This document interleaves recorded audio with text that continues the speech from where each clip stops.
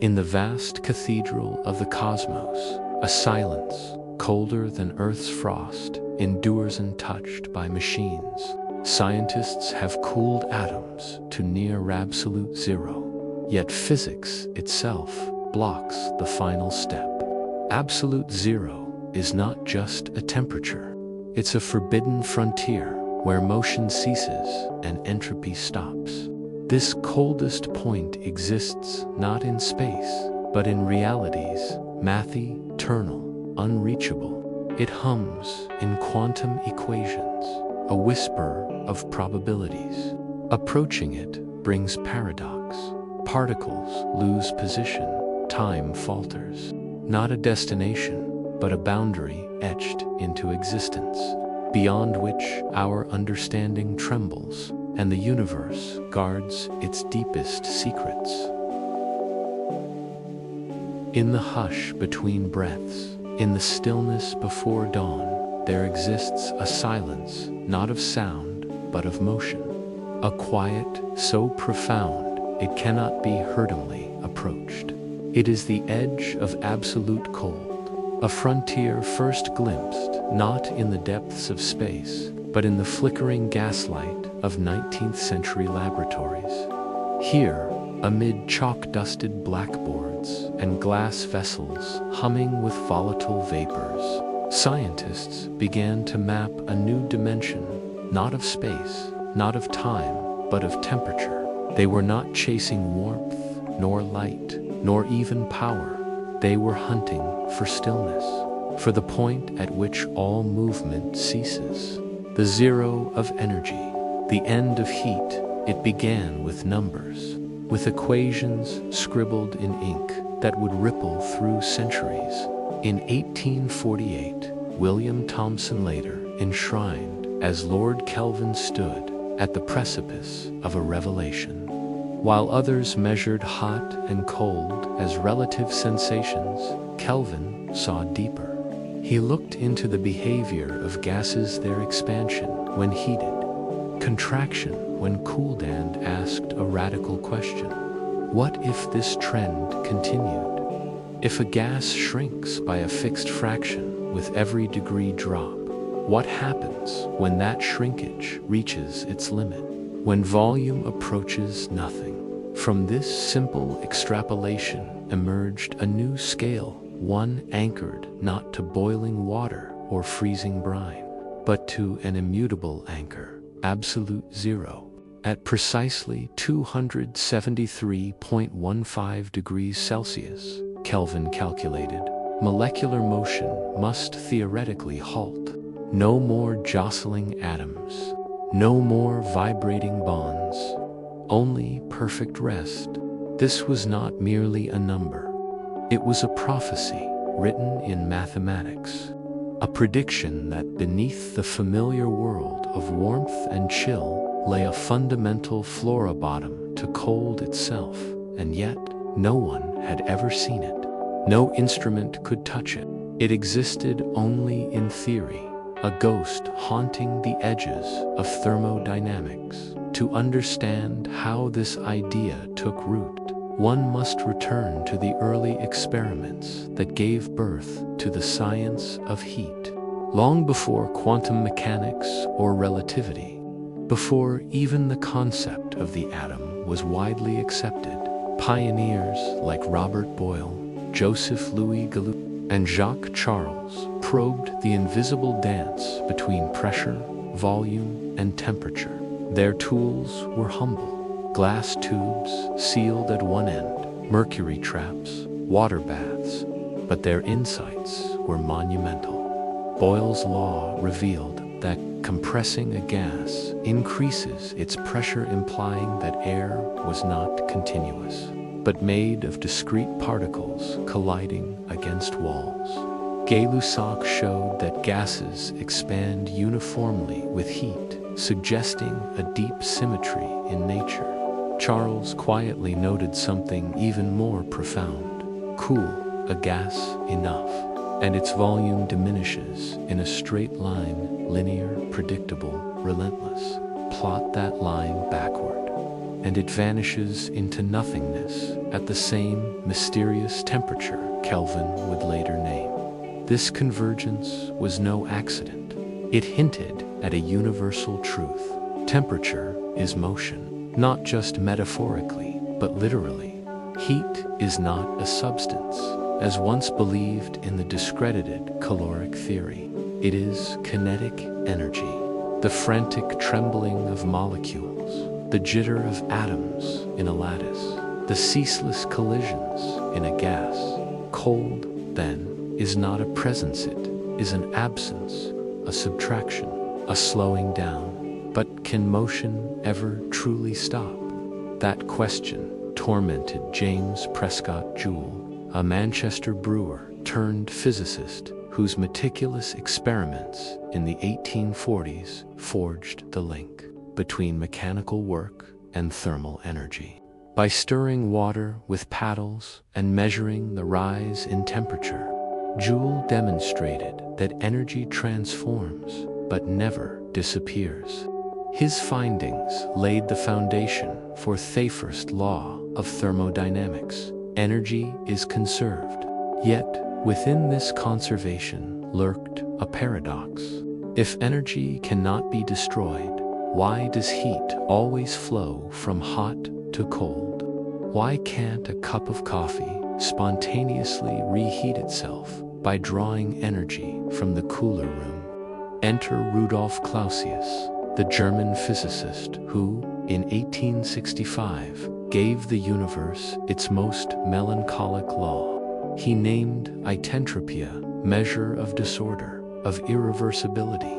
Every transfer of heat increases entropy. Every process leaks energy into chaos.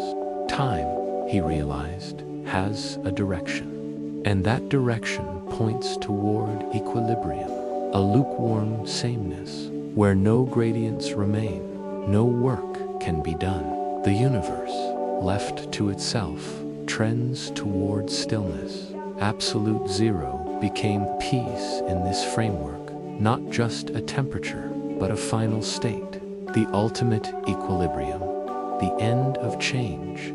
Yet scientists are not philosophers, they are experimenters.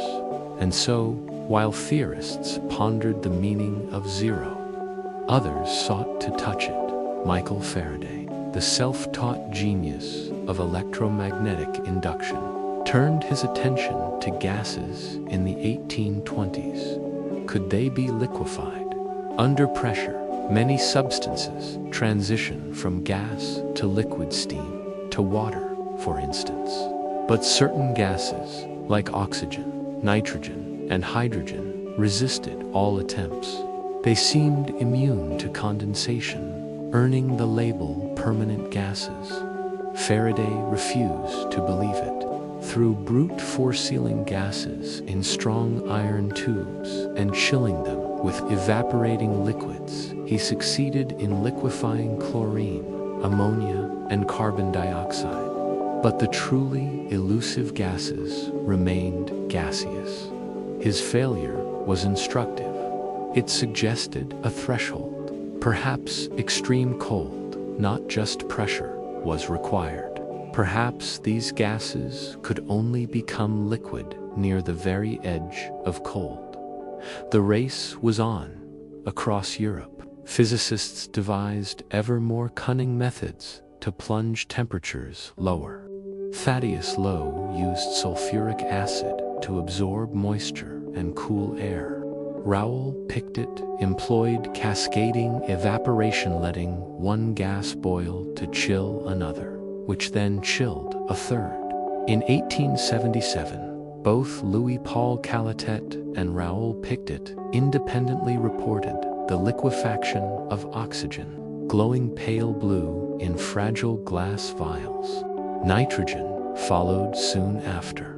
The permanent gases were tamed, but helium, lightest of all noble gases, most resistant to interaction, remained defiant. Enter Heike Kamerlingons, a Dutch physicist of quiet intensity and meticulous precision, appointed professor at Leiden University in He built a cryogenic laboratory unlike any other, a temple to low temperatures, equipped with advanced vacuum pumps, precision gauges, and a commitment to systematic measurement. His motto, Doormeten tot wetten, through measurement to knowledge. Ons understood that reaching colder realms required more than brute cooling. It demanded control, stability, patience. He improved liquefaction techniques, pioneered the use of regenerative cooling, where expanding gas chills itself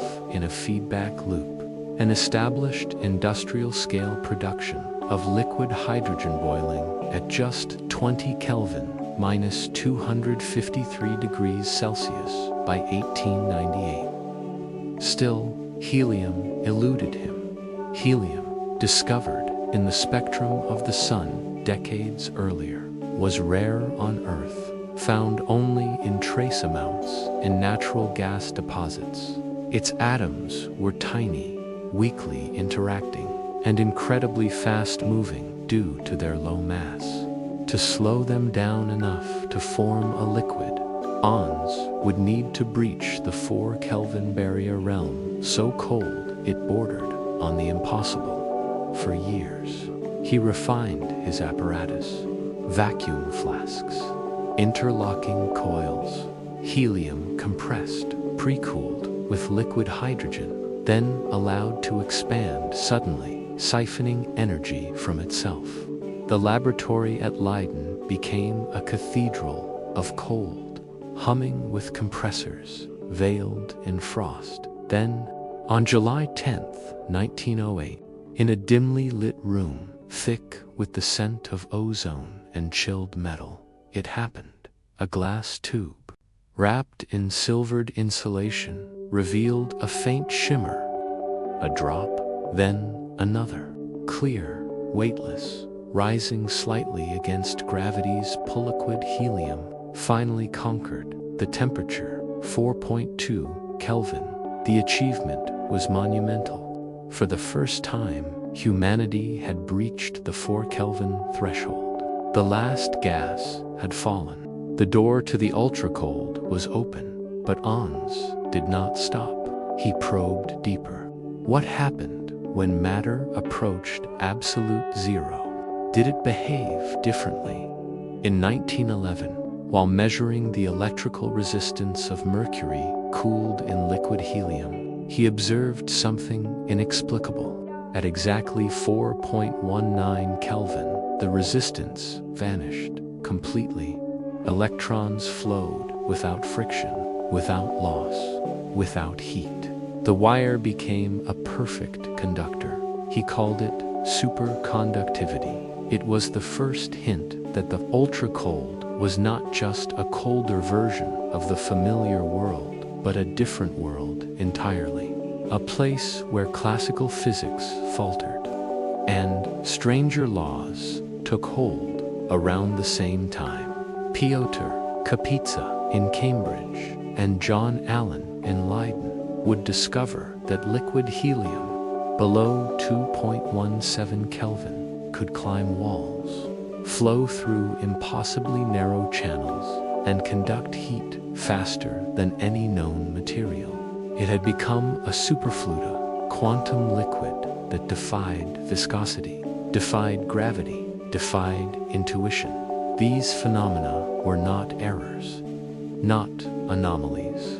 They were signals, whispers from a hidden layer of reality, where particles lose their individuality, where waves dominate matter, where the rules of the everyday dissolve. And yet, despite these triumphs, a deeper truth loomed. No matter how ingenious the method, no matter how powerful the apparatus, absolute zero remained unreachable. Scientists had come close within billionths of a Kelvin in modern dilution refrigerators, but never arrived. The closer they got, the harder it became. Cooling requires removing energy, but as temperature drops, the very definition of temperature becomes slippery. At near zero, thermal energy is so sparse that extracting the last traces demands infinite effort. In 1912, Walther Nernst proposed what would later be formalized as the third law of thermodynamics. It is impossible to reach absolute zero in a finite number of steps. Not impractical, not difficult, impossible, like chasing a horizon. The target recedes as you approach. This was not a limitation of engineering. It was a law of nature. Why? Because at the quantum level, stillness is forbidden. Werner Heisenberg's uncertainty principle, formulated in 1927, declared that particles cannot have both precise position and precise momentum. The more you confine a particle, the more it jitters. Even at the lowest possible energy, systems retain zero-point energy, a faint hum of motion that cannot be silenced. Electrons continue to orbit. Atoms continue to vibrate. Space itself seethes with quantum fluctuations. Absolute zero, then, is not just unattainably a mathematical ideal divorced from physical reality. There is no such thing as perfect rest. The universe refuses stillness, and so the quest for cold transformed. It was no longer about reaching zero, but about exploring the strange terrain just above it, a realm where quantum effects dominate, where matter behaves as waves, where entire collections of atoms synchronize into single quantum states. This is the domain of Bose-Einstein condensates, predicted in 1924, achieved only in 1995. When rubidium atoms cooled to nanokelvin temperatures merged into a single macroscopic wave function, a superatom visible under a microscope. It is the realm of quantum entanglement, where particles separated by distance share a fate, acting as one entity, a phenomenon now studied in ultra-cold trapped ions. It is the frontier where time seems to stretch, where chemical reactions occur at glacial speeds, where new phases of matter emerge like time crystals, structures that oscillate forever without energy input, existing in a perpetual loop of motion at near zero. All of this sprang from a simple question: how cold can it get? And yet, the deeper implication lingers. If absolute zero cannot be reached, if the universe insists on motion, on fluctuation, on energy even in its most frugal form, then perhaps cold is not the opposite of heat, but its shadow, a counterpart, a necessary half of a cosmic balance. Temperature, it turns out, is not just a property of matter. It is woven into the fabric of space-time. Consider the vacuum of deep space, the coldest natural environment known, the cosmic microwave background, the afterglow of the Big Bang, radiates at 2.7 Kelvin. This is not arbitrary. It is the temperature of the universe itself, stretched thin by 13.8 billion years of expansion. Even in the void, there is warmth, residual, faint, inescapable, only in artificial isolation, within magnetic traps, laser-cooled chambers, shielded from starlight and cosmic rays we approach the nanokelvin regime, and even then, we do not touch zero. Perhaps that is the lesson. Cold is not an end. It is a threshold, a portal. Every attempt to cool matter is also an act of revelation. Strip away thermal noise, and the quantum world emerges strange, coherent, interconnected. The chaos of heat obscures the underlying order. Only in stillness can we perceive the symphony beneath. Kelvin in naming the scale. could not have foreseen superconductivity, or Bose-Einstein condensates, or the quantum vacuum's restless energy. He saw only the limit, but the story is not about the limit. It is about what lies just beyond our grasp. The pursuit of cold has always been a pursuit of understanding, of peeling back layers of noise to see the structure beneath. From Joule's paddle wheel to On's Dewar flask, from Clausius equations to the quantum traps of today, the journey downward has been a journey inward. As we stand at the edge of the ultra-cold, we face a mystery older than science itself. What does it mean for something to be cold? Is it the absence of motion, or the emergence of a deeper kind of order? Is it the death of energy, or its most subtle, persistent form? We may never reach zero, but in trying, we have discovered a universe far stranger than we imagined. One where cold is not emptiness, but fullness, where silence speaks and stillness dances. There is a place in the universe where time slows, light dims, and motion falters, where atoms, those tireless dancers of matter, begin to stumble, their steps growing sluggish, hesitant. A place so cold that breath would freeze before it could form, where even the hum of electrons softens into silence.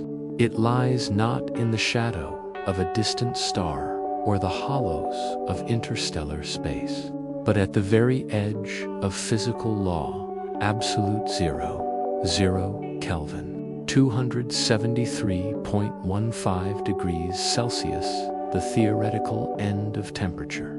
But as scientists pressed closer, they encountered something unexpected. Not merely technical difficulty, not engineering limits, something far more profound, a wall, not made of steel or stone, but of principle. A boundary inscribed into the fabric of reality itself. No matter how advanced the cryostat, how perfect the vacuum, how refined the cooling technique, this threshold refuses passage. It recedes like a mirage, always just out of reach. This is not failure, it is revelation. The deeper truth begins with a shift in perception, one so fundamental it altered the course of science. For centuries, heat was thought to be a fluid, an invisible substance, caloric, that flowed from hot to cold. Cold, then, was simply its absence. But by the mid-1800s, this illusion shattered. Through the meticulous work of Joule, Clausius, and Maxwell, a new understanding emerged. Temperature is motion, specifically the average kinetic energy of atoms and molecules. Warm objects jitter furiously, cold ones tremble faintly. To cool something is not to remove a substance, but to slow down its constituents, to quiet the internal storm. And so, absolute zero became redefined. Not just the absence of heat, but the cessation of all thermal motion, a state in which every atom stands perfectly still. No vibration, no rotation, no translation. Total rest, a logical conclusion, and one that, upon closer inspection, cannot exist. In 1912, German physicist Walther Nernst proposed a radical corollary to the laws of thermodynamics. After years of studying chemical reactions at low temperatures, he observed a pattern as systems approached absolute zero. Their entropy, the measure of disorder, tended toward a constant minimum. More strikingly, reaching that minimum required infinite effort. Cooling became exponentially harder the closer one got. It was as if nature erected a barrier, not through force, but through impossibility. This insight would crystallize into what is now known as the third law of thermodynamics. It is impossible to reduce any system to absolute zero in a finite number of operations. Unlike the first two laws, conservation of energy, the increase of entropy, the third law speaks not of behavior, but of limitation.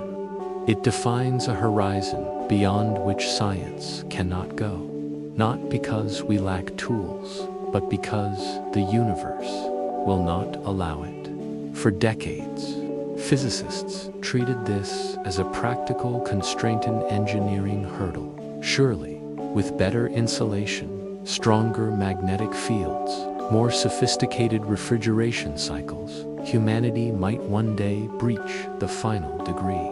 Perhaps future civilizations, harnessing energies we cannot yet imagine, could freeze matter into perfect stillness. But then came quantum mechanics, and with it, the most unsettling discovery of all, even at absolute zero. Nothing is truly at rest. In 1927, Werner Heisenberg unveiled his uncertainty principle, a cornerstone of quantum theory. It states, simply, that certain pairs of physical properties, like position and momentum, the more you know about one, the less you can know about the other. This is not a flaw in measurement. It is a feature of reality applied to temperature. This principle delivers a fatal blow to the classical notion of absolute zero. If an atom were to come to complete rest, we would know both its exact position, fixed, and exact momentum, zero. That violates quantum law. Therefore, perfect stillness is forbidden, even in the deepest cold. Even in the emptiest vacuum, particles retain residual motion. This is zero point energy, the lowest possible energy state of a quantum system, mandated not by heat, but by wave-particle duality. In quantum field theory, every point in space behaves like a tiny harmonic oscillator humming with irreducible fluctuations. These are not theoretical abstractions. They have measurable effects. One such effect is the Casimir force, predicted in 1948 and experimentally confirmed in 1997. When two uncharged metal plates are placed extremely close together in a vacuum, they are gently pushed toward each other. Why? Because between them, only certain wavelengths of quantum fluctuations can exist. Outside, all wavelengths persist. The imbalance creates pressure, invisible tide arising from nothingness itself. This force, though minuscule, is real, and it is powered by zero-point energy. Another is spontaneous emission, where atoms in excited states decay without external influence, triggered by vacuum fluctuations. Orlum shift, a tiny change in hydrogen's energy levels caused by interaction with the quantum vacuum. These phenomena confirm a startling truth. Empty space is not empty. It is alive with potential, vibrating with unseen energy. Thus, absolute zero becomes a paradox, a mathematical ideal with no physical counterpart. Even if all thermal energy could be removed, and it cannot, quantum mechanics ensures that motion persists. Atoms vibrate, electrons orbit, fields fluctuate. The universe refuses to fall silent. Albert Einstein, who had already dismantled classical notions of space and time, played a crucial role in this unfolding mystery. His 1905 paper on the photoelectric effect introduced the idea that energy comes in discrete packets. Light, once thought to be a continuous wave, behaved like particles. Max Planck, whose earlier work on blackbody radiation first hinted at quantization, had reluctantly proposed that energy exchange occurs in fixed units. Einstein embraced this radical idea, showing that energy is not infinitely divisible. This has profound implications for cooling. To remove energy from a system, you must extract it in discrete amounts. As temperature drops, the available energy quanta becomes smaller and smaller. Eventually, the gaps between energy levels grow larger than the remaining thermal energy. There is no fraction of a quantum to remove. The system becomes trapped in its ground state not because it has reached zero, but because it cannot shed the last remnants of energy in a way consistent with quantum rules. In essence, cooling is quantized too. You cannot slide smoothly into absolute zero. You approach it in steps, each step requiring exponentially more precision, more isolation, more time. And at the end, you do not arrive. You plateau, hovering just above the abyss, forever separated from true zero by a gap that cannot be crossed. By the 1930s, the scientific community began to accept the unthinkable. Absolute zero is not a destination. It is a limit knot, unlike the speed of light in relativity. Just as no object with mass can reach light speed, no system can ever achieve 0 Kelvin. Both are asymptotes, edges of possibility defined by deeper symmetries of nature. Yet the shock ran deeper than physics. It was philosophical for centuries. Science had been built on the assumption that, given enough knowledge and technology, any frontier could be crossed. The unknown was merely the not yet known. But here was a boundary that no advancement, no genius, no future machine could overcome, not due to ignorance, but because of understanding. To reach absolute zero would require violating the uncertainty principle, or erasing quantum fluctuations, or suspending the laws of electromagnetism. In other words, rewriting reality. Cold, once seen as a simple absence, had become a mirror reflecting the structure of the cosmos. Its unreachable floor revealed that the universe is not mechanical, deterministic, and silent but dynamic, probabilistic, and humming with latent activity. And so, a new question arose. What does it mean for science to encounter a limit it cannot surpass? Not a technological wall, not a financial constraint, but a principle, a rule written into existence itself. Einstein himself grappled with such boundaries. His theories of relativity redefined simultaneity, mass, and gravity not by expanding control over nature, but by revealing the conditions under which control fails: event horizons, light cones, cosmic speed limits. He understood that true wisdom lies not in conquering limits, but in recognizing them. In this light, the third law of thermodynamics takes on a solemn dignity. It is not a defeat. It is a statement of cosmic consistency. Consider the coldest known natural environment, the Boomerang Nebula, located 5,000 light-years away. Expanding gas from a dying star has cooled to just 1 Kelvin, colder than the cosmic microwave background. Yet even here, atoms move. Photons from distant galaxies trickle in. The nebula radiates faintly, slowly warming. Perfect cold does not exist in nature. The coldest temperatures ever achieved are human-made. In laboratories using laser cooling and evaporative techniques, physicists have reached 38 picokelvin. That's 0.1038 K. Recorded in a 2021 experiment aboard the International Space Station with rubidium atoms in microgravity. At such extremes, time dilates perceptibly due to relativistic effects. Atomic vibrations stretch into seconds. Quantum waves expand to macroscopic sizes, and yet, still not zero. Each new record feels less like progress and more like reverence. A ritual of approach, not arrival. Modern experiments in ultracold physics no longer aim to break the zero barrier. Instead, they study what happens near it. In these regimes, matter undergoes astonishing transformations.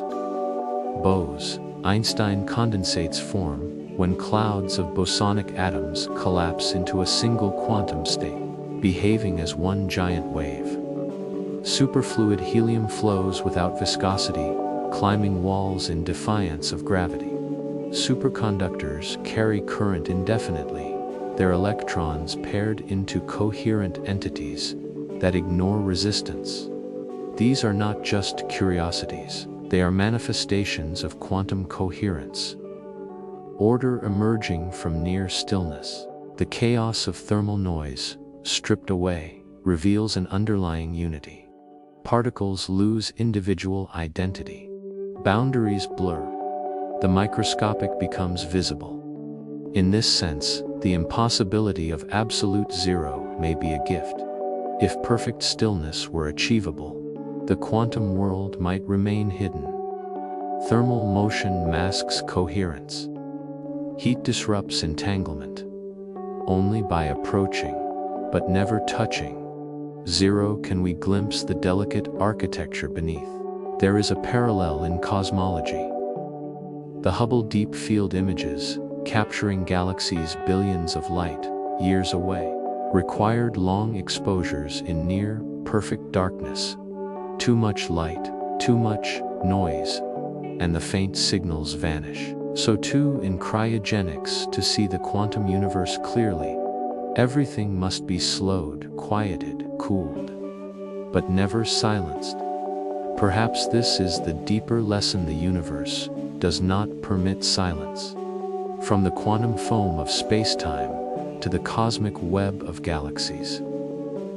From the spin of an electron to the expansion of the void, there is always motion, always change, always energy in some form. Even in the far future, when stars burn out and black holes evaporate via Hawking radiation, the universe will not reach absolute zero. According to current models, the eventual temperature of the cosmos will asymptote toward a non-zero value, perhaps influenced by dark energy or residual vacuum fluctuations. True equilibrium may never occur. Absolute zero, then, is not just physically unreachable. It may be cosmologically meaningless, a concept useful for calculation, but absent from reality. And yet, humanity continues to chase it, not to violate the laws, but to honor them. Each attempt to cool a sample, to isolate a system, to push another decimal place lower, is an act of listening, an effort to hear the faintest whisper of nature's inner voice. In the lab, scientists do not fight against the third law, they dance with it. They exploit its constraints, using magnetic traps, optical lattices, and feedback loops to manipulate atoms at the edge of stillness. In doing so, they uncover new states of matter, test quantum gravity models, simulate exotic phases like those in neutron stars, and explore the foundations of information and entropy. The forbidden wall, it turns out, is not a dead end. It is a threshold. And standing before it, scientists confront a truth older than thermodynamics. To understand a system, you must understand its limits. Just as death gives meaning to life, so does impossibility give shape to possibility. Without the unattainable, the attainable would have no direction. The pursuit of cold, once thought to be a conquest of nature, has become a meditation on its boundaries. In the silence between atomic vibrations, in the hum of the quantum vacuum, In the asymptotic approach to zero, there is a kind of awe, not the awe of mastery, but of humility. For in seeking to freeze the universe, we discovered that it cannot be stilled, that even at its coldest, it pulses with potential. That motion is not an accident of energy. It is woven into being, and perhaps, just perhaps, the universe was never meant to stop, because in stillness there is no time, no change, no story. Only in the faint tremor of a helium atom at 0.1001 Kelvin, trembling not from heat, but from the quantum mandate to exist, does the cosmos affirm itself. It is not warm, it is not cold, it is alive. In the silence of a shielded chamber, their motion, once frantic, has been tamed to a crawl. Each atom moves at less than a millimeter per second, as if wading through time itself. The temperature, 100 billionths of a Kelvin above absolute zero. Here, at the edge of stillness, the universe reveals a face rarely seen, a realm where matter ceases to behave like particles and begins to act like waves, where individuality dissolves into unity, where quantum laws dominate every breathless moment. This is not nature's doing, it is human invention. A machine, fragile, humming with precision, has brought them here, not by brute force, but by cunning, by exploiting the subtle rules of quantum mechanics and thermodynamics to do what seems impossible, to chase cold beyond all reason, to approach a limit that cannot be reached, yet must be pursued. The 20th century became a quiet war against heat, not the fiery heat of stars or engines, but the insidious warmth within matter itself, the atomic jostling that obscures the quantum world. Scientists realized that to see deeper into the fabric of reality, they had to go colder, much colder. And so began an engineering odyssey, one defined not by speed or power, but by stillness. The first breakthrough came not with lasers or magnets, but with clever chemistry, Fetolution, refrigerator. Invented in the 1960s, it operates on a principle as elegant as it is counterintuitive. It uses the mixing of two isotopes of helium-3 and helium-4 at temperatures near 0.01 K to produce continuous cooling. When helium-3 dissolves into superfluid helium-4, it absorbs energy from its surroundings, effectively siphoning heat out of the system, like salt melting ice, but at temperatures colder than deep space. These devices can sustain temperatures below 0.002 Kelvin for weeks, even months. They became the workhorses of low-temperature physics, enabling discoveries in superconductivity, quantum tunneling, and spin dynamics. But even they have limits. Beyond a certain point, thermal gradients vanish, and the very concept of heat flow breaks down. The machine reaches its own horizon. Then adiabatic demagnetization, a method born from the marriage of magnetism and entropy. Certain paramagnetic salts contain atoms with magnetic Momensteiny internal compasses.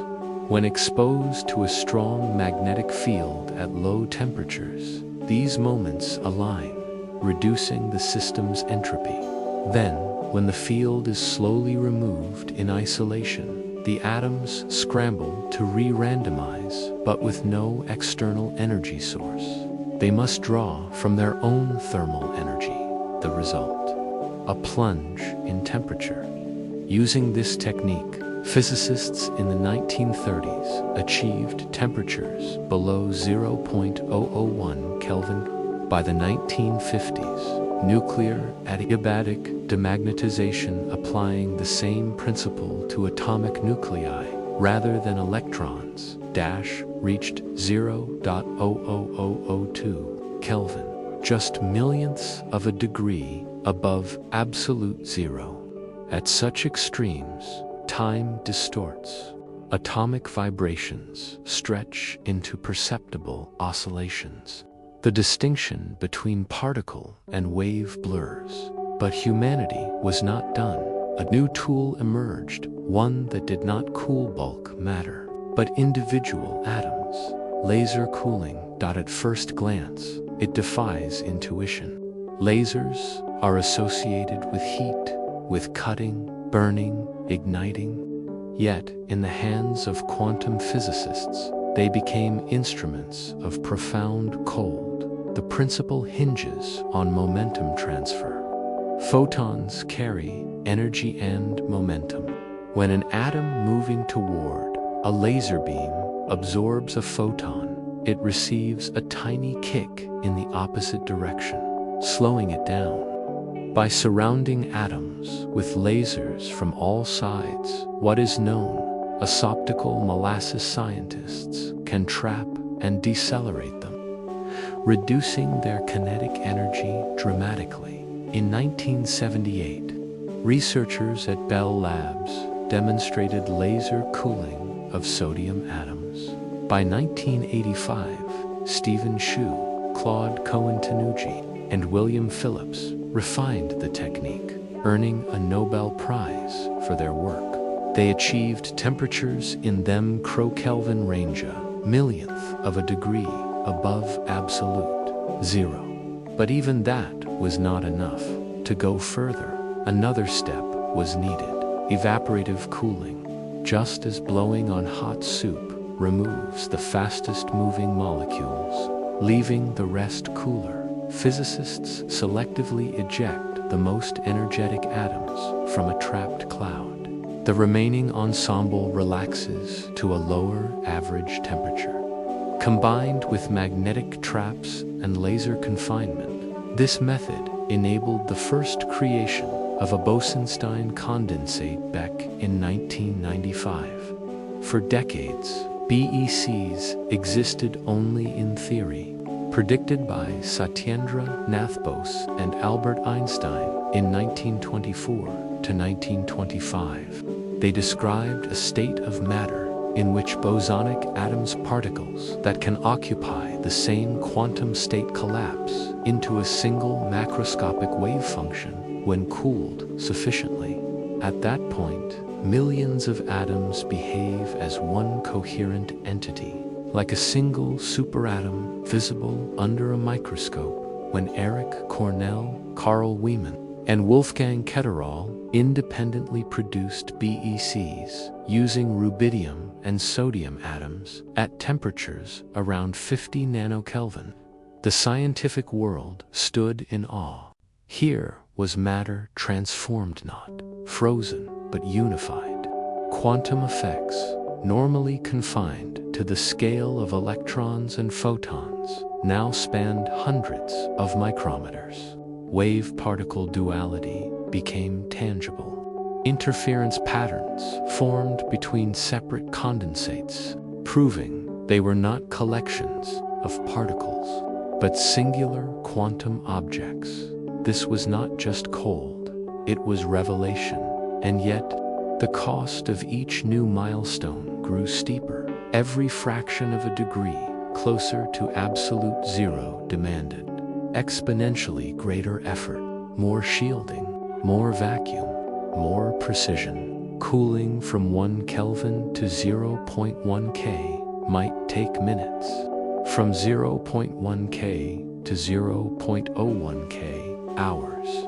From there to microkelvin days. Reaching nanokelvin regimes requires weeks of gradual manipulation, constant monitoring, and flawless isolation from any external disturbancy and the faintest vibration from a footstep or passing truck. The deeper scientists ventured, the more nature resisted.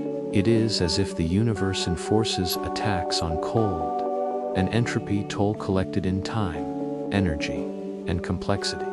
The third law of thermodynamics is not merely mathematical, it is felt. Each attempt to extract the last traces of heat becomes harder, slower, more fragile. Systems resist equilibrium. Thermal contact vanishes. Instruments lose sensitivity. The signal fades into noise. And so, progress slows. Not due to lack of will, but because the universe itself tightens its grip. Yet, in the midst of this struggle, a startling realization emerged: nature has already gone colder than any laboratory on Earth.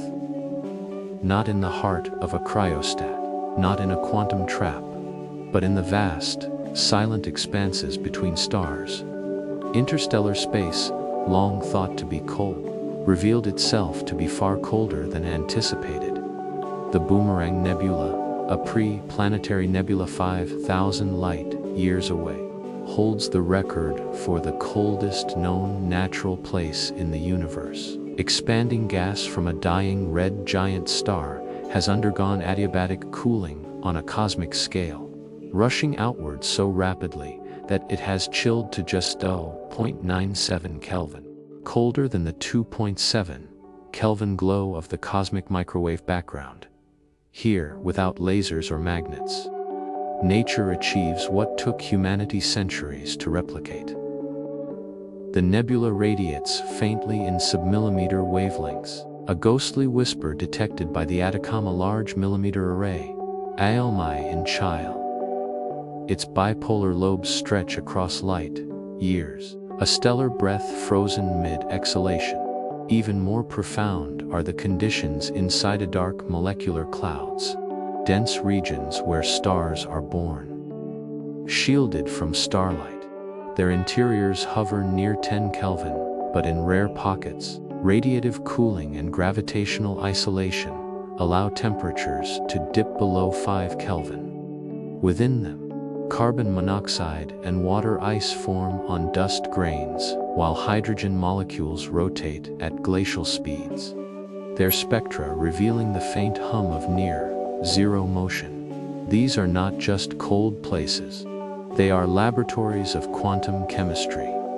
At such temperatures, reactions that would be impossible on Earth occur with eerie efficiency. For instance, the formation of molecular hydrogen HN, the most abundant molecule in the universe, relies on dust grains acting as catalysts, allowing atoms to meet, bond, and release energy in environments too cold for classical collisions. Without these frigid nurseries, galaxies could not form stars. The cosmos would remain dark. And then there is the void. The great intergalactic deserts, where matter thins to less than 1 atom per cubic meter. Here, the dominant temperature is set not by local conditions, but by the fossil radiation of the Big Bang, the cosmic microwave background, CMB, which permeates all space at 2.725 Kelvin. This is the baseline temperature of the universe, a remnant heat stretched thin by 13.8 billion years of expansion. But even this is not the end. In shadowed craters near the moon's poles, permanently shielded from sunlight, NASA's Lunar Reconnaissance Orbiter measured temperatures as low as 30 Kelvin. Among the coldest places in the solar system, these pits may harbor ancient water ice, preserved since the early days of the solar nebula. And in the outer reaches, Pluto's surface dips to 33 Kelvin, where nitrogen and methane freeze into soft glaciers that flow like ice on Earth. New Horizons data revealed complex geology shaped by cryovolcanism. Eruptions not of lava, but of slushy volatiles driven by internal heat in a world where hot means barely above absolute zero. Yet, despite these natural extremes, no place in the observable universe reaches true cold. The CMB ensures that even the deepest voids are gently warmed. Cosmic rays trickle in. Starlight, though faint, persists. The universe refuses complete darkness.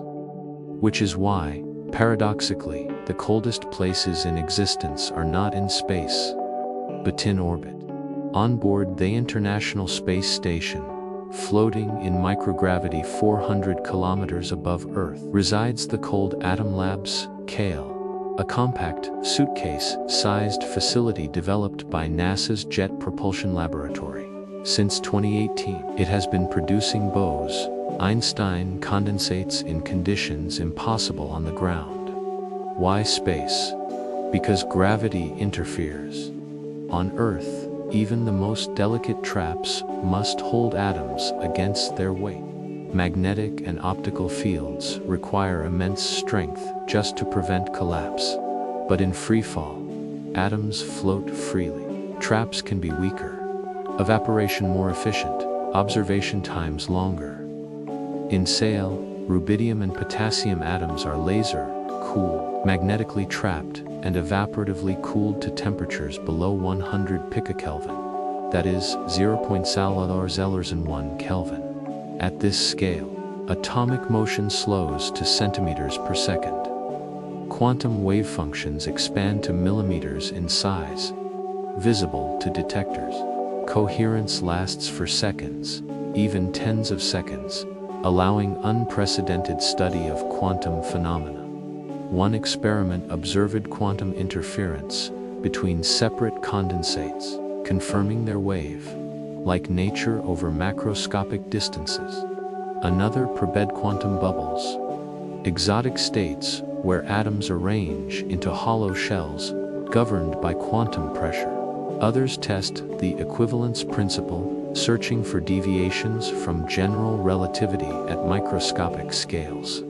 CAL is not just a lab, it is a portal. A window into a domain where time stretches, where matter flows like liquid light, where the rules of classical intuition dissolve. And yet even here, absolute zero remains unreachable. Each success underscores the impossibility.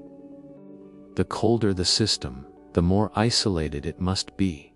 From light, from magnetic fields, from vibration, from measurement itself. Because observation introduces energy, detection disturbs, the act of knowing warms. There is a deep irony in this quest. The more we learn about cold, the more we realize how much heat contaminates knowledge. Perhaps that is the essence of the mystery. The machines built to chase the impossible do not fail. They succeed by revealing that the goal was never to arrive. It was to understand the journey. Every dilution refrigerator, every laser array, every orbital experiment adds another layer to the story, that cold is not a destination, but a process, a negotiation between order and chaos, between control and uncertainty.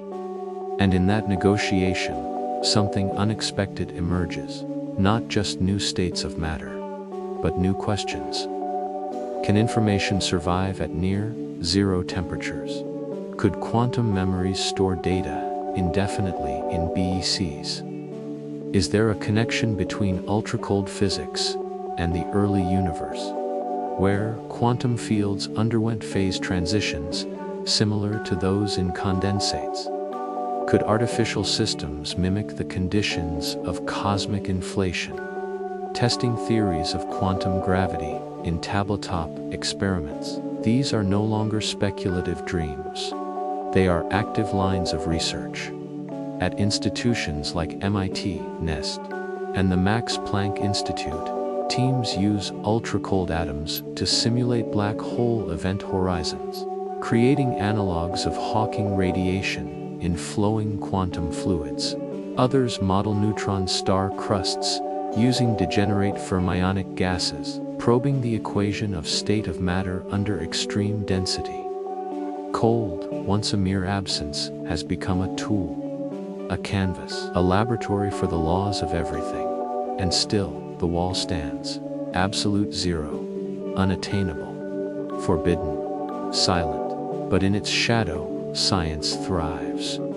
For in striving to touch the unattainable, humanity does not conquer nature, it listens.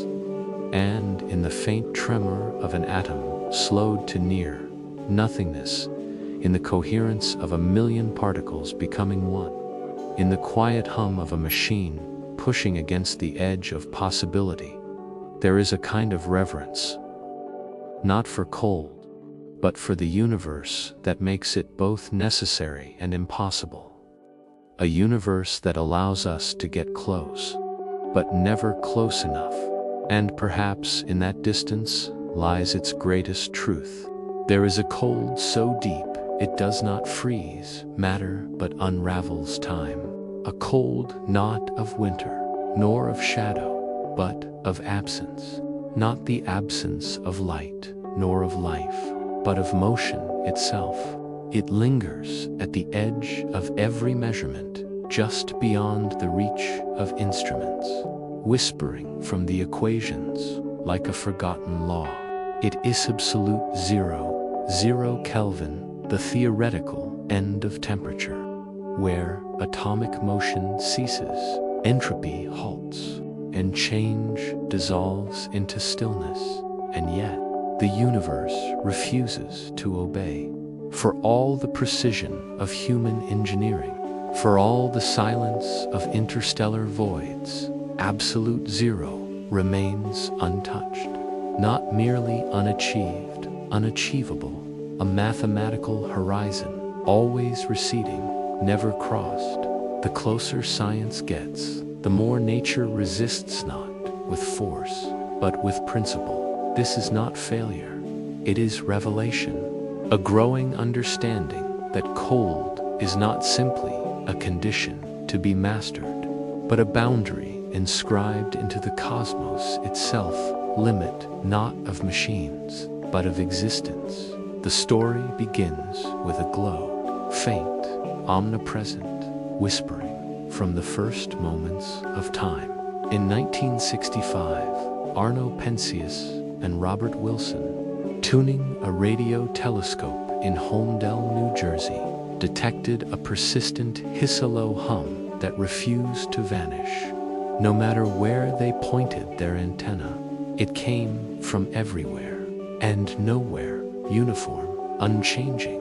After months of troubleshooting, cleaning pigeon droppings, recalibrating circuits, eliminating interference, they realized this was not noise, it was signal, the afterglow of creation, the cosmic microwave background, CMB relic radiation from the Big Bang, permeates the entire observable universe at a temperature of precisely 2.725 Kelvin.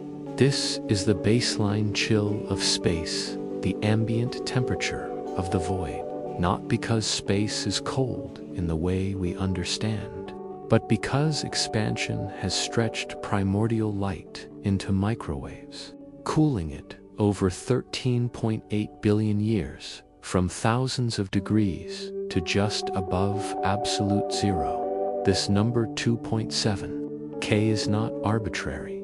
It is the thermal memory of the infant universe, a fossil heat bath, slowly fading, defining the lowest natural temperature most regions can ever reach. Any object adrift in deep space, shielded from stars, will eventually equilibrate to this temperature. It is the floor, or so it seemed. But nature, in its quiet rebellion, has gone colder far beyond the solar system. In the constellation Centaurus lies a ghostly hourglass of gas known as the Boomerang Nebula, dying star casting off its outer layers in a supersonic wind. Here, something extraordinary happens. As the gas expands at nearly 160 kilometers per second, it undergoes Sodebeck cooling. The rapid outward rush converts thermal energy into kinetic energy, siphoning heat from the system faster than radiation can refill it. The result? A region of space chilled to 0.97 Kelvin colder than the CMB itself. It is a paradox written in ice. How can any place in the universe be colder than the cosmic background? Because the CMB is not a heater. It is a reservoir.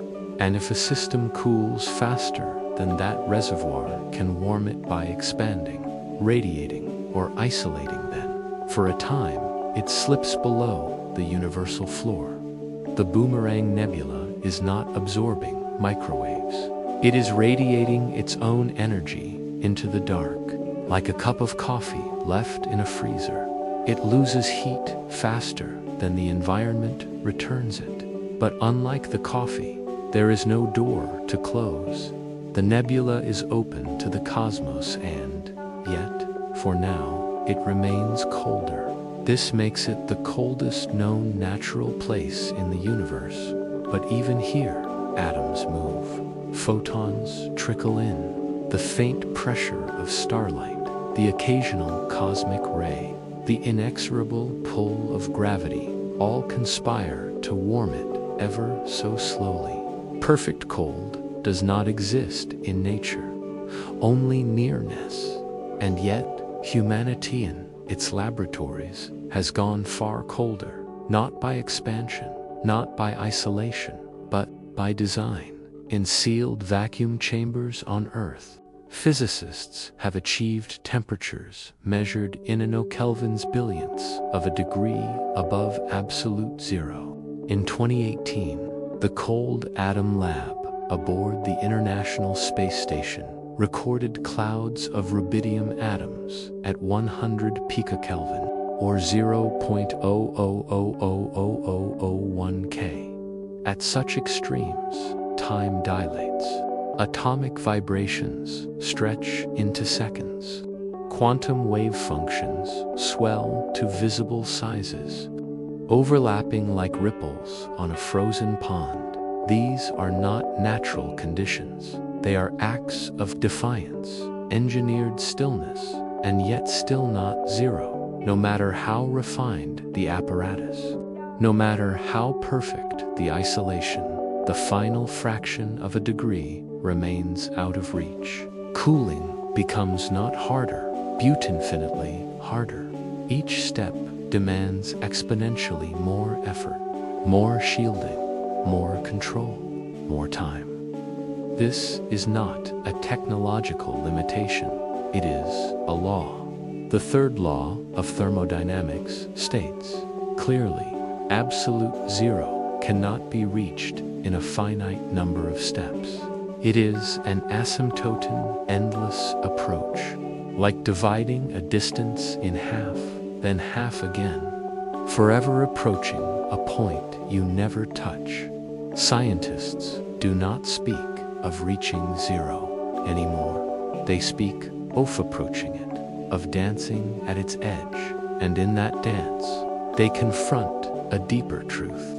The universe resists completion. To achieve absolute zero would require the total cessation of motion. No vibration, no rotation, no quantum fluctuation. A state of perfect order, perfect stillness, perfect entropy, minimum. But such a state violates quantum mechanics. Werner Heisenberg's uncertainty principle forbids it. If a particle were truly at rest, its position and momentum would both be known with infinite precision and impossibility. Therefore, even in the deepest cold, particles retain zero-point energy, a residual hum mandated by wave-particle duality. Electrons continue to orbit, atoms vibrate, fields fluctuate, even the vacuum is not empty. Quantum field theory reveals that space is filled with virtual particles, fleeting fluctuations of energy that blink in and out of existence. Borrowing from the uncertainty principle, these are not mere abstractions. They produce measurable effects. The Casimir force, the Lamb shift, spontaneous emission, all powered by the restless energy of nothingness. Thus, absolute zero is not just unreachable, it is incoherent, a contradiction in terms, a mathematical ideal with no physical counterpart, and so the escalation becomes clear. While nature can create pockets colder than the average universe, like the Boomerang Nebula, nature nor humanity can breach the final threshold. The coldest places in existence are not defined by how low they go, but by how close they come to a limit they can never cross. This is the great paradox of cold. We live in a universe where space can be colder than the universe. Where laboratories on Earth achieve temperatures billion times lower than the ambient glow of the cosmos, yet still fall infinitely short of zero. It is not irony, it is symmetry, a balance between possibility and prohibition. Consider the implications. If absolute zero were attainable, what would happen? Atoms would stop, electrons would collapse, quantum coherence would vanish. Time, in a sense, would lose meaning, because change requires energy difference, and at zero, no gradient exists.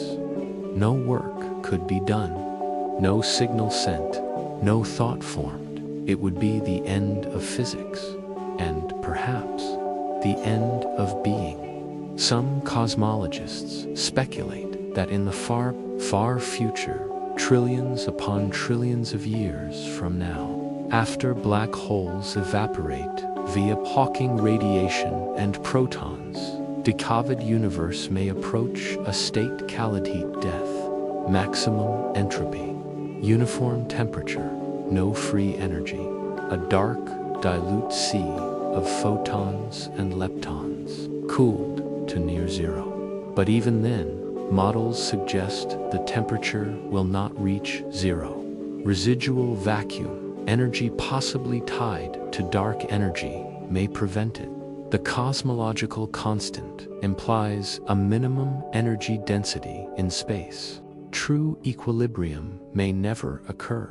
Absolute zero, then, is not just physically impossible. It may be eternally forbidden. A singularity of stillness that the cosmos avoids by design, and yet scientists continue to chase it, not to break the law, but to understand it. Each new record picokelvin milestone is not a step toward victory, but a deeper inquiry into the nature of reality. The machines built to cool atoms are not just refrigerators. They are microscopes, time machines, simulators of the early universe. At nano-Kelvin temperatures, Bose-Einstein condensates form quantum states where millions of atoms merge into a single wave function. These are not just curiosities.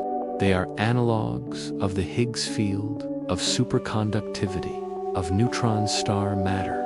They allow physicists to simulate phase transitions that occurred fractions of a second after the Big Bang. Others use ultra-cold fermions to model high-temperature superconductors, seeking materials that could revolutionize energy transmission. Still others probe the quantum vacuum, testing whether virtual particles can be manipulated or even harnessed. But the most profound experiments ask philosophical questions. Can time emerge from stillness? Is information preserved at near zero temperatures? Could a quantum computer operating near absolute zero simulate a universe? These are not fantasies, they are active investigations, and in them, the impossibility of absolute zero takes on new meaning. It is not a wall. It is a mirror reflecting back the structure of physical law. In 1900, Max Planck introduced the idea that energy is quantized, not continuous, but discrete. This small assumption birthed quantum mechanics. One consequence: cooling is not smooth. Energy is removed in packets. As temperature drops, the gaps between energy levels grow larger than the remaining thermal energy. There comes a point when no further quanta can be extracted. The system is trapped in its ground state not because it has reached zero, but because it cannot shed the last vestige of energy without violating quantum rules. Einstein later showed that even at absolute zero, systems retain zero-point motion.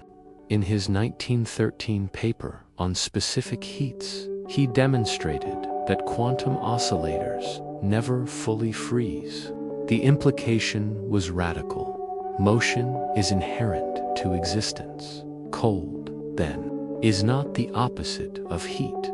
It is a different expression of energy, a regime where quantum order dominates, where coherence replaces chaos, where the universe speaks in waves instead of particles.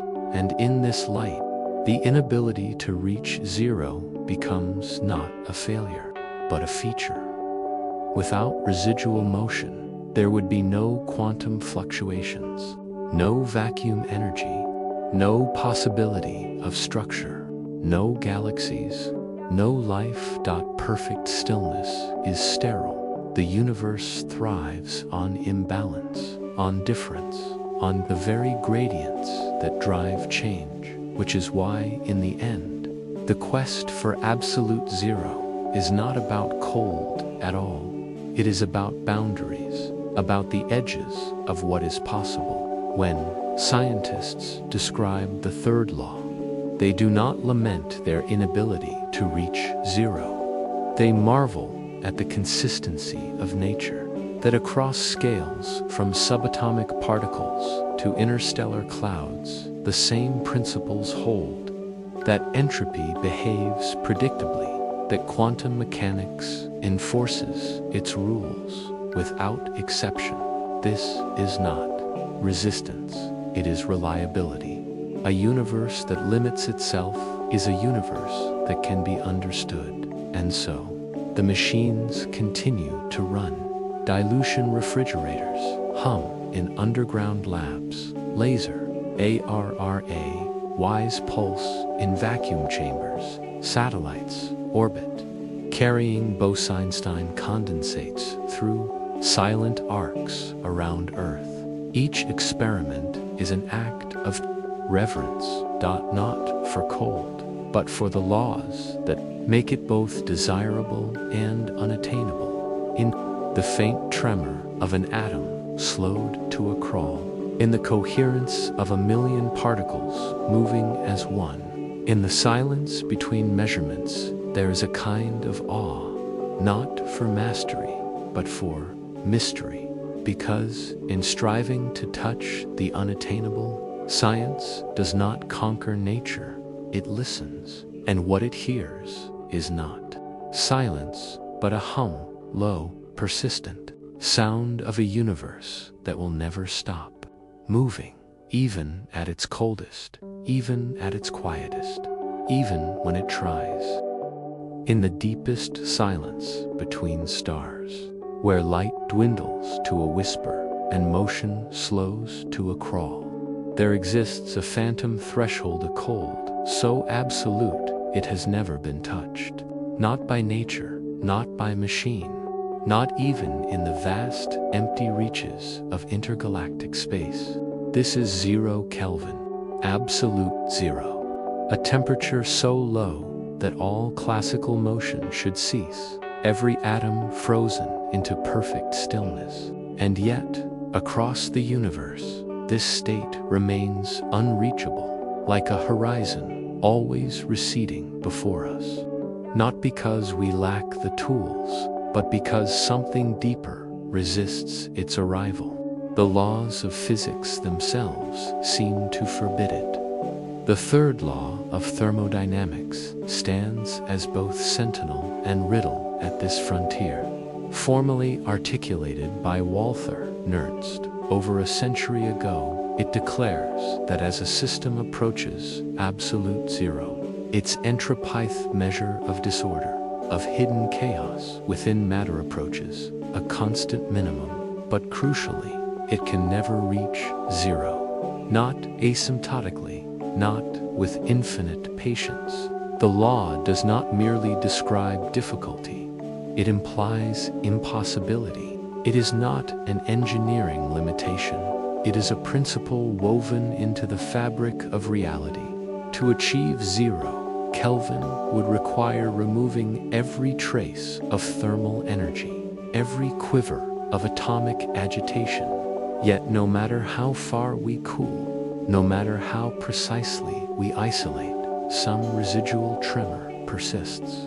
A ghost in the machine, a vibration beneath the silence. And now, quantum mechanics steps forward, not to solve the mystery, but to deepen it.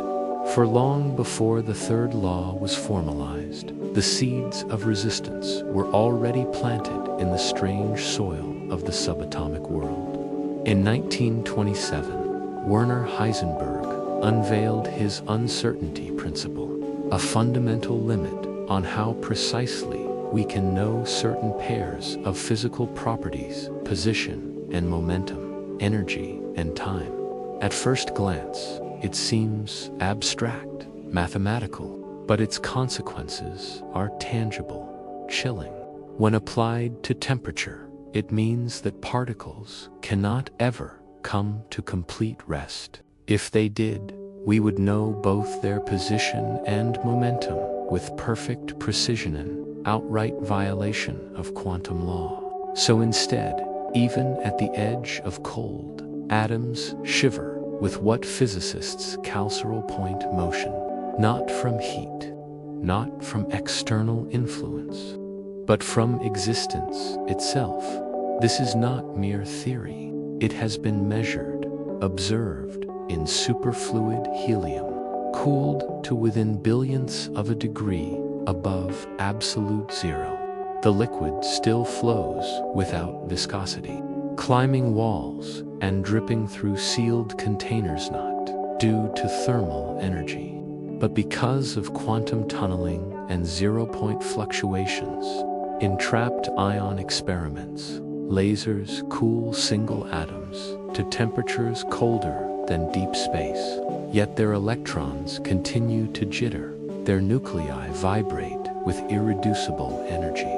Even in the vacuum of space, devoid of matter, the electromagnetic field hums with residual activity. Virtual particles blink in and out of existence, borrowing energy from the void for fleeting instants allowed by the uncertainty principle. These are not anomalies. They are signatures of a universe that refuses stillness. Consider, then, the implications. Absolute zero is not simply a very cold temperature. It is a state of total cessation, a world without movement, without change, without time. But if quantum mechanics insists that particles must retain motion even at the lowest conceivable energies, then reaching 0 Kelvin would require suspending the rules that define matter. It would be like asking a river to exist without flow, or light to travel without waves. The universe, it seems, does not permit such contradictions. Some have speculated, could we cheat? Could advanced civilizations, far beyond our own, devise methods to circumvent this limit? Perhaps by manipulating space-time itself, or isolating systems in ways we cannot yet conceive. There are thought experiments, some bordering on science fiction, that explore these possibilities. One imagines a perfectly reflective cavity, shielded from all external radiation, containing a single atom suspended in darkness. With each passing moment, it emits a photon, losing energy, cooling further. Given infinite time, might it approach absolute zero? But even here, the vacuum intervenes. Quantum fluctuations generate black body radiation at every temperature, however low. The cosmic microwave background, a faint afterglow of the Big Bang at 2.7 Kelvin, permeates all space. Shielding a system from it completely is impossible. Any container, no matter how perfect, will eventually exchange photons with the vacuum, introducing infinitesimal but inexorable heat. Even in the coldest known natural environment, the Boomerang Nebula, where gas expands at supersonic speeds, cooling to just 1 degree above absolute zero, atoms still move. Their rotational states remain excited. Spectral lines reveal not stillness, but a slow, dignified dance. Nanokelvin temperatures, billionths of a Kelvin. At these extremes, quantum effects dominate. Atoms lose their individual identities, merging into a single coherent wave known as a Bose-Einstein condensate. Here, matter behaves less like particles and more like a shimmering fog of probability. And yet, this is the paradox. Even in this most ordered, coldest state humans have ever created, zero-point energy remains. The condensate does not vanish into stillness. It pulses with quantum life. What, then, does it mean that absolute zero cannot be reached? Is it merely a technical barrier, or does it point to something more profound? Some physicists suggest that the unattainability of 0 Kelvin is not just a thermodynamic rule, but a reflection of time's arrow. Entropy increases, disorder spreads, but at absolute zero, entropy would be minimized, possibly halted. Time, which emerges from change, might lose its meaning. No motion, no decay, no signal propagation. In such a state, causality itself could unravel. Events would not follow one another. The future would not differ from the past. It would be a timeless void, an end, not only to temperature, but to sequence, to narrative, to becoming. There is a haunting symmetry here. At the highest energies, the first moments of the Big Bang time also breaks down. Our equations fail. General relativity clashes with quantum mechanics. Singularities form, and at the opposite extreme, near absolute zero, the same collapse occurs. Both extremes defy description. Both represent boundaries beyond which our understanding falters. Perhaps 0 Kelvin is not a destination, but a horizontal limit beyond which physics as we know it dissolves. Like the event horizon of a black hole, it marks a boundary of knowledge, not just of temperature. And if that is true, then the prohibition against reaching absolute zero may be more than a physical constraint. It may be a safeguard, a cosmic rule, preserving the conditions necessary for reality to unfold.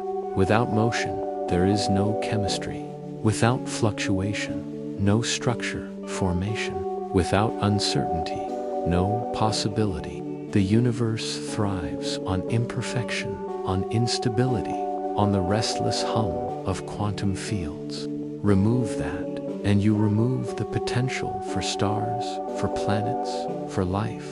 Absolute zero is not just cold, it is sterile, inert, dead. Laboratories around the world push closer, not to break the law, but to test its edges. In 2017, researchers at MIT cooled a sample of sodium potassium molecules to 500 nanokelvin, observing exotic quantum behavior.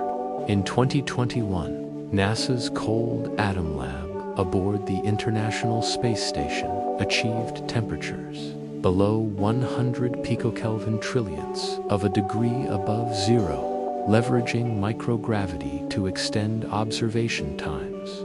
Each step reveals new phenomena, quantum phase transitions, novel forms of superconductivity, hints of dark energy analogs in lab-created vacuums.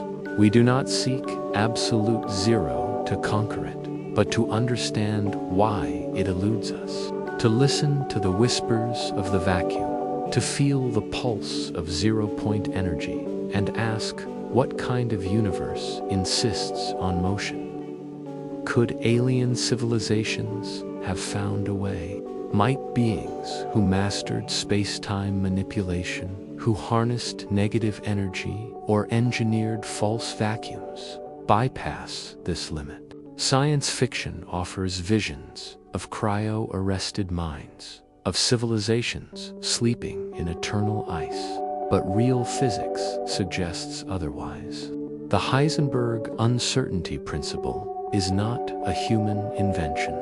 It is embedded in the commutation relations of quantum operators' mathematical truths that appear universal. Unless the laws of physics vary across the cosmos, a possibility not ruled out by current data.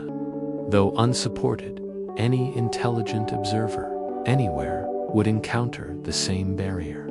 Absolute zero is not a technological challenge. It is a law of being. Some theorists go further.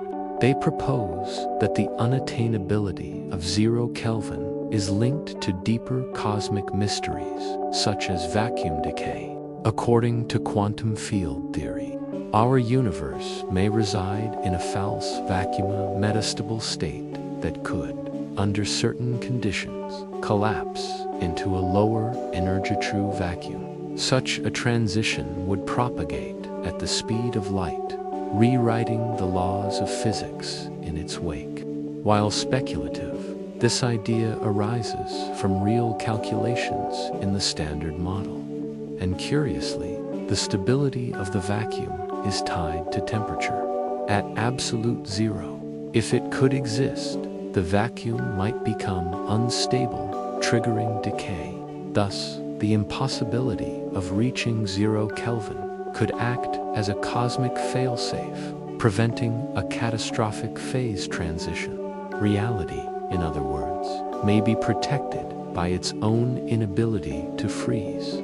Others draw connections to black holes. At their singularities, density becomes infinite. Space-time curvature diverges in temperature, according to Hawking radiation theory, approaches absolute zero only in the infinite future.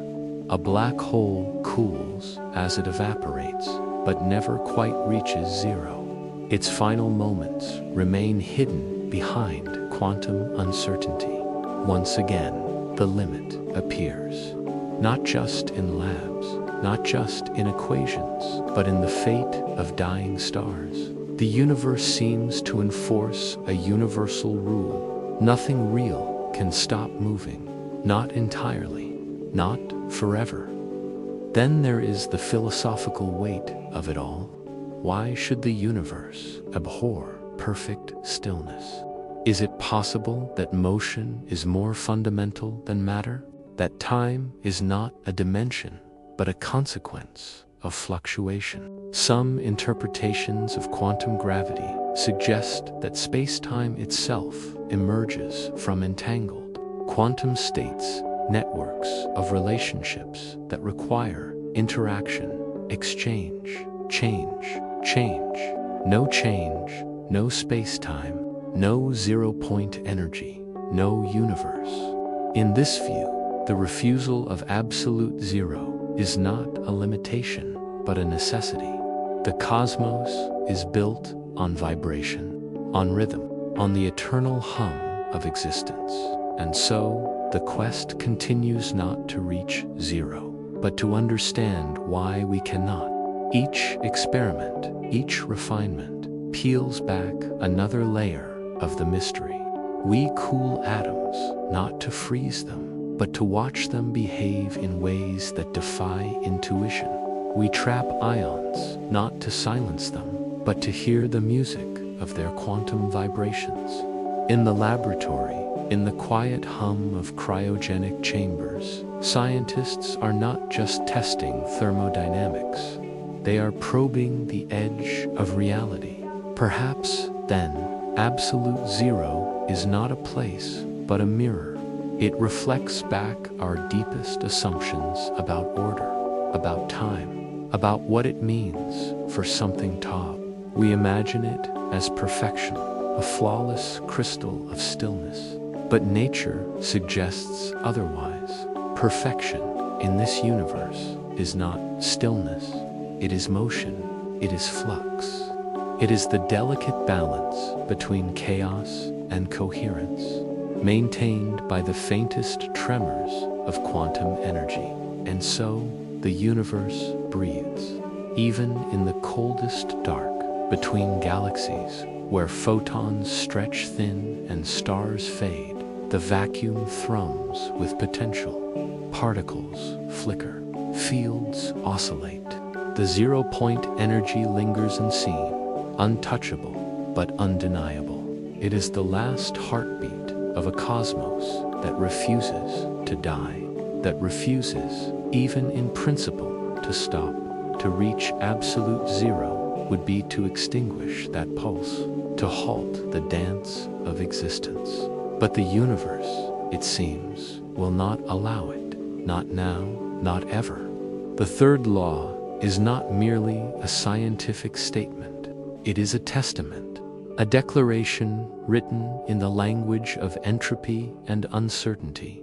Motion is eternal, and in that truth there is wonder, not in the conquest of cold, but in the realization that even at the edge of nothing, something persists, a whisper, spark, a universe still alive. In the silent heart of laboratories scattered across Earth, and one floating above its scientists wage a quiet war against heat, not with fire or force, but with light, magnetism, and the subtle choreography of atoms cooled to within a breath of stillness. These are not experiments in temperature alone. They are voyages into the deep structure of reality, where the rules of the everyday dissolve and quantum strangeness takes hold. The goal is no longer merely to reach absolute zero, a prize physics itself forbids, but to walk as close to its edge as possible, to peer over into the abyss of near motionless matter and ask what remains when almost everything stops. This pursuit has birthed technologies so precise, so delicate, they resemble art. At their core lies a simple truth. To cool is to remove motion. Every degree lowered strips away kinetic energy, slows atomic dance, quiets the chaos of vibration. But as temperatures plunge into the nanokelvin range, billionths of a degree above zero, classical methods fail. Refrigerators, powered by compressing gases, cannot go this far. Instead, scientists turn to the quantum toolkit: laser cooling, magnetic traps, evaporative techniques, and the counterintuitive power of measurement itself. Laser cooling stands as one of the most elegant paradoxes in modern physics. Light, often associated with warmth and energy, becomes the agent of cold. When tuned precisely to specific atomic transitions, laser beams can act like an invisible molasses, slowing atoms as they move toward the photons. Each collision transfers momentum, nudging the atom backward like running into a steady rain. By surrounding a cloud of atoms with 6 laser beams, 2 along each spatial axis, researchers create what is known as optical molasses. In this glowing cage, atoms that were once moving at hundreds of meters per second slow to mere centimeters per second. Their temperature drops from room temperature to just a few hundred microkelvin colder than interstellar space. But even this is not enough. To descend further, scientists employ Doppler cooling, exploiting the relativistic shift in light frequency caused by motion. Atoms moving toward a laser perceive its light slightly. Those moving away see it redshifted. By tuning the laser just below the resonant frequency of the atom, only those approaching will absorb photons, slowing them down. It is a feedback loop of deceleration, a self-correcting trap where faster atoms are targeted while slower ones pass through untouched. The result is a gradual thermal collapse, dimming of atomic motion until the gas hovers barely above absolute zero. Yet, laser cooling alone hits a limit where the very photons used to cool begin to impart random kicks, reheating the system. To break through, physicists deploy a second stage, evaporative cooling. Imagine a cup of coffee steaming in the air. The hottest molecules escape first, carrying energy with them. The remaining liquid grows cooler. In ultra-cold labs, the same principle applies, but with exquisite control. Trapped atoms are held in magnetic or optical fields, and the most energetic ones are selectively removed, allowing the rest to rethermalize at lower and lower temperatures. Like letting the fastest runners leave a race, the average speed of the pack decreases. Through this method, clouds of rubidium or sodium atoms have been cooled into the nanokelvin regime, so cold that quantum effects dominate entirely. At these temperatures, something extraordinary occurs. The atoms lose their individuality. Their de Broglie wavelengths, quantum measures of their wave-like nature until they overlap. Suddenly, millions of particles merge into a single macroscopic quantum state, a Bose-Einstein condensate. Beck first predicted in 1924 and realized experimentally in 1995. BSEs behave not as discrete particles, but as a coherent waiver superatom, visible under microscopes, shimmering like liquid light. In this state, quantum mechanics is no longer hidden beneath statistics. It is on display. Atoms tunnel through barriers, interfere like ripples on a pond, and exhibit superfluidity flowing without friction, climbing walls, defying gravity. These condensates are not just curiosities, they are probes. Laboratories use them to test the foundations of quantum theory, searching for deviations that might hint at new physics. Some experiments investigate whether gravity behaves differently at microscopic scales. Could it be quantized? Others look for evidence of wave function collapse, testing theories like continuous spontaneous localization, CSL, which propose that quantum superpositions naturally decay over time. If such models are correct, BECs should show tiny anomalies in their coherence. None have been found yet, but the search continues, inching closer to energies where quantum gravity might whisper. Another frontier lies in sympathetic cooling, a technique borrowed from thermodynamics but refined to atomic precision. Here, two species of atoms or ions are trapped together. One is laser-cooled directly. The other, which may not interact well with light, cools indirectly through collisions with its partner. It is thermal empathy at the quantum level. Energy flows from the warm to the cold, not by design, but by necessity. This method has enabled the cooling of molecular ions, complex systems that resist traditional approaches.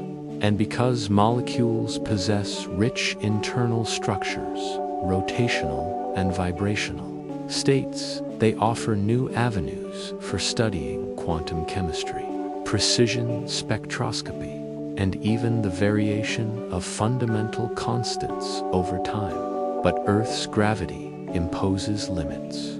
Even in the best vacuum chambers, atoms fall. Observation times are short milliseconds, sometimes less. To extend them, scientists needed to escape the pull of the planet. So, in 2018, NASA launched the Cold Atom Lab (CAL) to the International Space Station, a compact refrigerator-sized facility designed to produce ultra-cold quantum gases in microgravity. Without gravity, atoms float. Traps can be weaker. Evaporation more efficient. Observation windows stretch from milliseconds to seconds. For the first time, researchers could watch quantum phenomena unfold in slow motion. CAL has already achieved temperatures below 100 picokelvin, 1/10 of a billionth of a Kelvin month, the coldest ever recorded. In this environment, atoms drift lazily, their wave functions expanding to millimeter scales. Quantum vortices form in matter wave interferometers achieve unprecedented sensitivity. And because CAL is remotely operated, multiple research teams can conduct experiments in orbit, testing everything from dark energy analogs to the equivalence principle in quantum regimes. The implications ripple outward. Ultra-cold atoms are not just tools for pure science, they are shaping the future of technology. Atomic clocks based on laser-cooled strontium and ytterbium now lose less than 1 second. Every 15 billion years more precise than the age of the universe. These clocks test general relativity, detecting time dilation over height differences of just 1 millimeter. They may one day detect gravitational waves from the early cosmos or reveal dark matter interactions through tiny frequency shifts. Meanwhile, magnetic refrigeration offers a terrestrial path toward extreme cold without the need for hazardous cryogens. Based on the magnetic Lorenz effect, it uses magnetic fields to align atomic spins, reducing entropy. When the field is removed, the material absorbs heat from its surroundings, cooling them, though not yet capable of reaching nanokelvin temperatures. This technology is being explored for next-generation cooling systems in space missions and quantum computers, where stability and efficiency are paramount. And then there are particle accelerators machines that seem to belong to the world of high energy, not low temperature. Yet here too, cold plays a crucial role. Superconducting magnets, essential for guiding and focusing particle beams in colliders, like the Large Hadron Collider, LHC, must operate near absolute zero. At 1.9 Kelvin colder than outer space, niobium titanium coils enter a superconducting state, conducting electricity without resistance. This allows immense magnetic fields to be sustained with minimal energy loss. The entire 27-kilometer ring of the LHC is bathed in liquid helium, a cryogenic circulatory system maintaining a temperature just above the unreachable zero. Without this cold, the LHC could not function. Without superconductivity, the energies needed to probe the Higgs boson, search for supersymmetry, or explore quark-gluon plasma would be unattainable. Thus, the quest for the hottest moments of the Big Bang is inextricably tied to the mastery of the coldest conditions in the present universe. Fire demands ice. Creation requires stillness. But beyond engineering, these extremes serve a deeper purpose. They are stress tests for physics itself. As systems approach absolute zero, long-buried assumptions surface. Does time dilate differently for ultra-cold atom? Do quantum fluctuations couple to gravity in unexpected ways? Could the vacuum energy shift at near-zero temperatures, revealing connections between quantum field theory and cosmology? One tantalizing possibility involves vacuum birefringence, a prediction of quantum electrodynamics (QED) that suggests empty space becomes polarized in strong magnetic fields, acting like a crystal for light.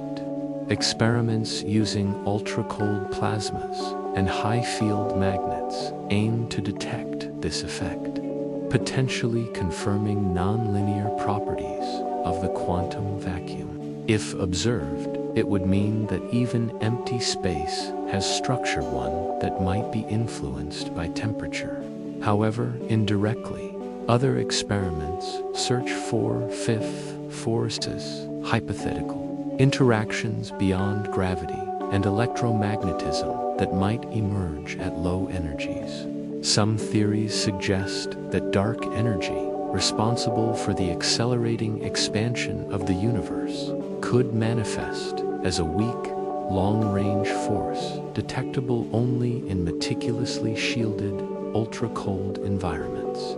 By suspending nanoparticles in optical traps and cooling them to their quantum ground state, researchers hope to sense accelerations smaller than 1020 meter per second squared, sensitive enough to catch the whisper of new physics. There is also growing interest in simulation using ultra-cold atoms in optical lattice patterns of light formed by interfering lasers to mimic the behavior of electrons in exotic materials. These artificial crystals allow scientists to model high-temperature superconductivity, topological insulators, and even black hole analogs.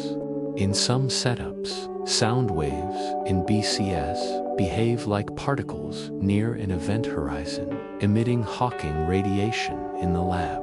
While not identical to astrophysical black holes, these analogs provide testbeds for ideas otherwise inaccessible. All of this, the lasers, the traps, the orbital labs, the superconducting rings, points not toward the conquest of cold, but toward understanding. The third law of thermodynamics ensures that absolute zero will never be reached.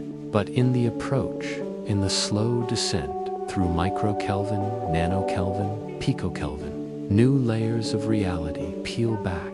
Each decimal place reveals another facet of the quantum vacuum, another clue about the nature of time, entropy, and existence. And perhaps, in this pursuit, there is a deeper revelation that the universe does not value perfection. It values process. It thrives not on stillness, but on the tension between order and chaos, between energy and its absence. The tools we build, laser-cooled atoms, orbiting condensates, superconducting magnets, are not just instruments of measurement. They are acts of reverence, a way of listening to the faint hum of zero-point energy, of feeling the pulse of a cosmos that refuses to freeze. For in the end, the unattainability of absolute zero is not a failure, it is a signature, a mark left by the laws of nature, telling us that motion is fundamental, that uncertainty is woven into being, that even in the deepest cold, something stirs. And as long as that tremor persists, measured in billionths of a degree, sensed in the flicker of a trapped ion, the mystery endures. Not of how to stop the universe, but of why it never does. There is a silence the universe refuses to allow, not the quiet between words, nor the hush of snowfall at midnight, nor even the vast, echoing stillness between galaxies where light takes billions of years to cross empty space. No, this silence is deeper. It is the absence of motion, the end of vibration, the final pause in a cosmos built on rhythm. It is the sound of absolute zero, not cold as we feel it, but cold as a concept and idea, so pure, so absolute, that reaching it would unravel the very conditions that make reality possible. And yet, for all our machines, all our lasers and magnetic traps, all our orbital laboratories floating above the atmosphere like frozen lanterns, we cannot touch it. We can approach, draw near with exquisite precision, cool atoms until they drift like ghosts through optical lattice, slow time in atomic clocks until a second stretches across epochs, but we cannot cross. The third law stands immutable. Absolute zero remains beyond reach, not because of engineering limits, but because nature itself resists. It is forbidden, not by decree, but by design. In this impossibility, there is meaning. For centuries, humanity has chased perfection. We have sought flawless symmetry, eternal stillness, a state of being untouched by decay. We imagined gods who do not age, heavens without change, realms beyond entropy. But the universe tells a different story, one written in the jitter of electrons, the flicker of virtual particles, the irreducible hum of the quantum vacuum. Perfection, it seems, is not stillness, it is motion. Not order imposed from outside, but dynamic balance sustained from within. Life does not emerge from equilibrium mid a rhesus despite. It fueled by the very imperfections that drive stars to burn, rivers to flow, and minds to wonder. Absolute zero, then, is more than a temperature. It is a boundary, a threshold, not just of physics, but of existence. To reach it would be to halt time, for time requires change. Without transition, without cause and effect, without the arrow of increasing entropy, there is no before or after. There is only a... And if the Heisenberg uncertainty principle holds and every experiment confirms that it does, then, even at the edge of cold, particles retain energy.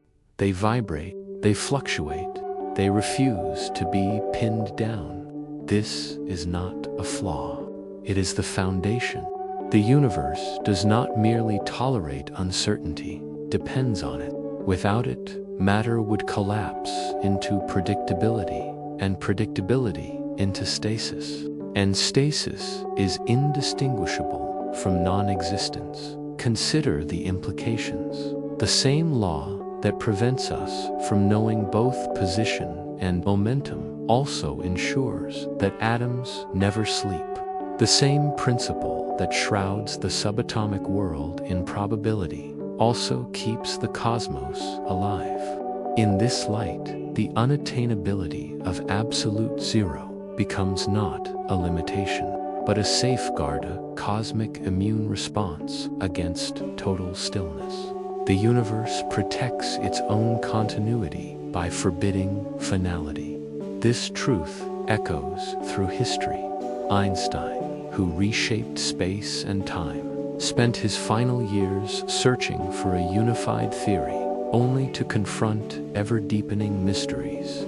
He once said, "The most beautiful thing we can experience is the mysterious." He did not say solving the mystery. He said experiencing it. There was humility in that recognition that some boundaries are not meant to be crossed, but contemplated. Heisenberg, too, understood. His uncertainty principle was not a confession of ignorance, but a revelation of structure. The limits of measurement were not failures of science. They were signatures of reality. And so, the unreachable cold becomes a mirror.